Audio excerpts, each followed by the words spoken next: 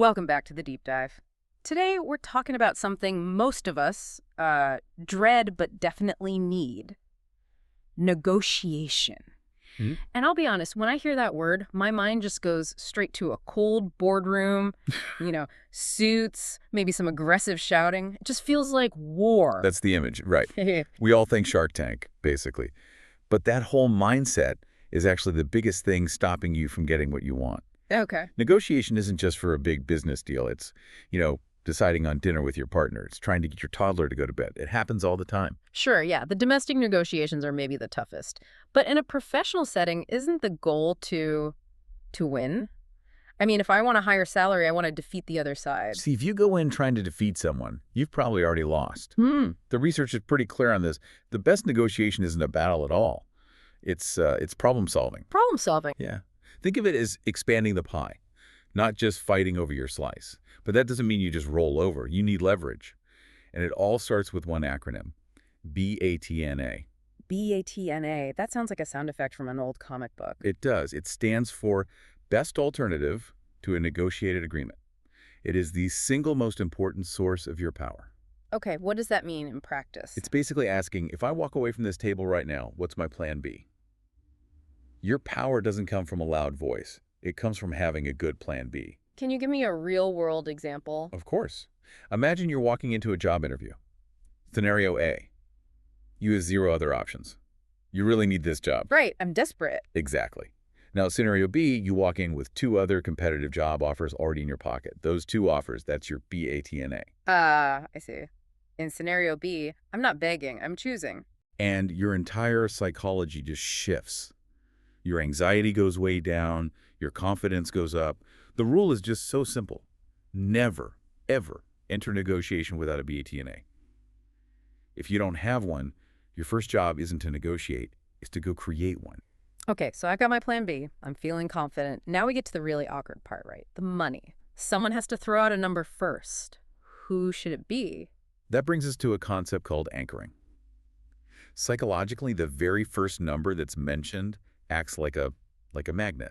The rest of the conversation will tend to revolve around that initial figure. So I should always go first then, to set the anchor where I want it. Only if you know the market value cold. If you're the expert in the room on this, yes, absolutely, you set that anchor. Well, what if I'm not? Then you let them go first. But wait, if they go first, then aren't I just stuck in their orbit, trapped by their anchor? Not if you mentally counter-anchor. You have to consciously, in your own head, reject their number as the baseline. But look, sometimes numbers just lead to a deadlock. You hit a wall, things get tense. Yeah, that's when logic goes out the window and it's all about ego. Right. What do you do when the other person just shuts down or gets defensive? You use a technique called labeling. It's actually used by FBI hostage negotiators. Hostage negotiators. Instead of arguing, you just verbally label their emotion. You say something like, "It sounds like you're feeling a lot of pressure on the timeline," or "It seems like you're hesitant about that point." Doesn't that sound a bit soft? I feel like saying "it sounds like you're upset" would just make them more upset. It feels totally counterintuitive, I know. But they call it tactical empathy.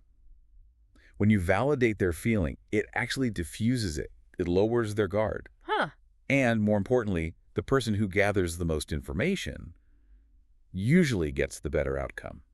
When you label their feeling, they start telling you why they feel that way. And that why feels like the whole game. We get so stuck on the what.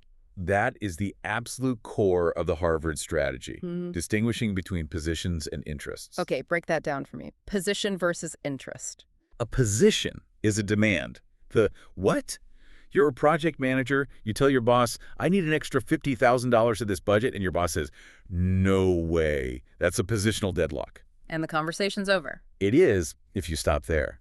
But you have to dig for the interest, the why. Why did the boss say no? Maybe the interest is we have to show profitability this quarter for the shareholders. Got it. So if I know their interest is quarterly profits, I can stop fighting for cash. I could ask for, I don't know, headcount from another team, or maybe deferring the cost to the next quarter. You've got it. You find a lower cost way to solve their underlying problem while still getting what you need. You're solving the puzzle, not winning the fight. So if I'm walking into a meeting tomorrow, my cheat sheet is my plan B, my BATNA, so I can walk away. Try to set the anchor if I can. If things get heated, label their emotions. And always, always dig for the why behind their what.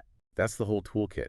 And Wow. it really raises a provocative question for all of us, If good negotiation depends so much on empathy, on understanding the why, how often do we fail in our everyday lives, just because we're so focused on what we want, we never even stop to ask why the other person is resisting in the first place. Well, it actually explains a lot of arguments I've had recently.